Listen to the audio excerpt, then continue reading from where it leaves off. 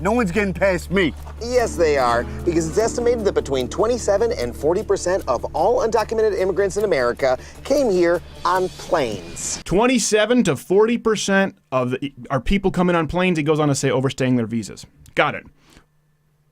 Have you done the math yet?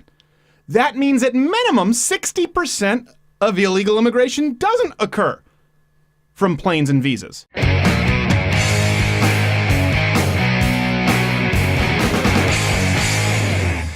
Adam Ruins Everything is a show. I've actually really liked Adam Ruins Everything on quite a few things. They've taken some sort of, I guess, libertarian stances, but generally speaking, it's pretty informative.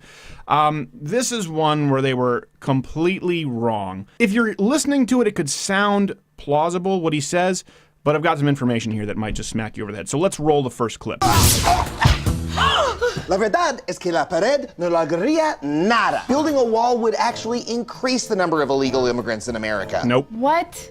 How could it possibly? Here, I'll show you. First off, that is not true. Let me tell you something here. A book that I recommend. It's up on my page, Stolen Sovereignty, How to Stop Unelected Judges from Transforming America. Daniel Horowitz. He talks about illegal immigration quite a bit in a way that is very informative and very enlightening. No one's getting past me. Yes, they are, because it's estimated that between 27 and 40% of all undocumented immigrants in America came here on planes. I forgot about planes. And that's just said so flippantly, right? Oh, building a wall because 27 to 40% of our people coming on planes, he goes on to say, overstaying their visas. Got it. Have you done the math yet? That means at minimum 60% of illegal immigration doesn't occur from planes and visas. Some would call that a majority, Up to 73%. At least not planes and visas. So here's the deal. Does it mean that a wall will fix everything?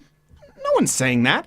But if you could have some sort of an effect on, let's use the most conservative figure, 60% of illegal immigration by his own admission, how is that not significant enough to build a wall? Joe Rogan talks about this. If you had a ham sandwich that was 60% crap and 40% ham, you'd probably do something about the crap. It's still 60% crap. So the number there right off the bat. It's like most hot dogs. That's the percentage. That's just true. The number right there, right off the bat, should concern you. It debunks the entire argument. If you believe that even curbing that pesky little 60 to 70% is worthwhile, you don't even need to watch the rest of the video. I do. I assume many of you do. Let's assume you say, you know what? I'll give them 60 to 70%. It would easily be one of the single most expensive pieces of infrastructure in American history, costing as much as 20 Hoover dams or NASA's entire annual budget. Just an annual budget? So not that Just much. one? One annual budget? This is supposed to turn us off? I say we turn NASA off for a year. Turn NASA off. Just throttle Clock it out. for a year, like the UN will do with the internet. Yep. Throttle it a little bit and just start putting up the wall. It is that's not that expensive, particularly when you look at the economic ramifications. Positive ones when you stop illegal immigration. Next clip. Even by your estimate of visa overstays, the wall would still stop about half of America's 11 million illegal immigrants. No, it wouldn't, because of a little something called circular flow. Here, I'll show you.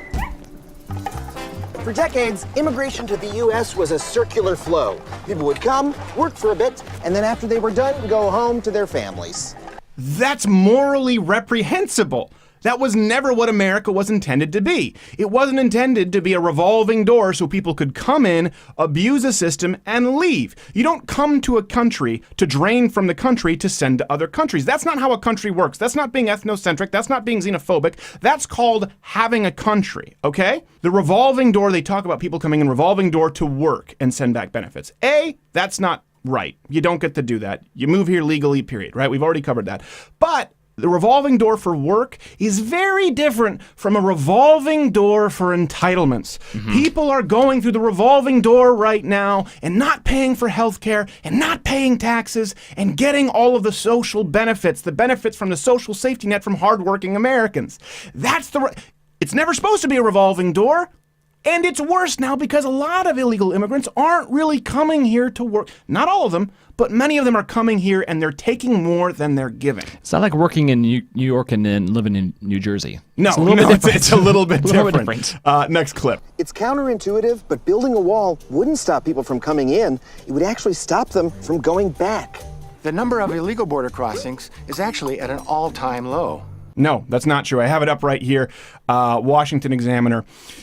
Illegal border crossings by children and families are surging again, and will put the fiscal year of 2016 on par with 2014. There's a chart for you. Here's why. Listen, at a certain point, of course, immigration is going to start slowing down because Mexico has dumped a tenth. 10% of its population have moved to the United States. So at a certain point, you're going to hit a critical mass of how many people can leave their crappy country to a better country, the United States. 10%, 12, maybe it'll go back to 8. It'll hover around there. Now, here's why this chart occurred.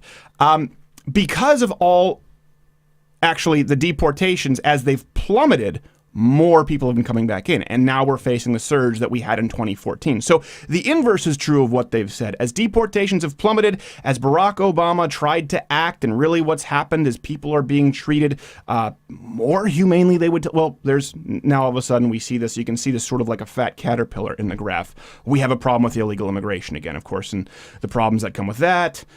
Draining on the system, the problem of the social safety net, of fiscal responsibility. Do we have more clips? Oh my God, Adam, you're right. The wall isn't the answer. Oh, good. I'm so glad I could help. Millions of people are already here.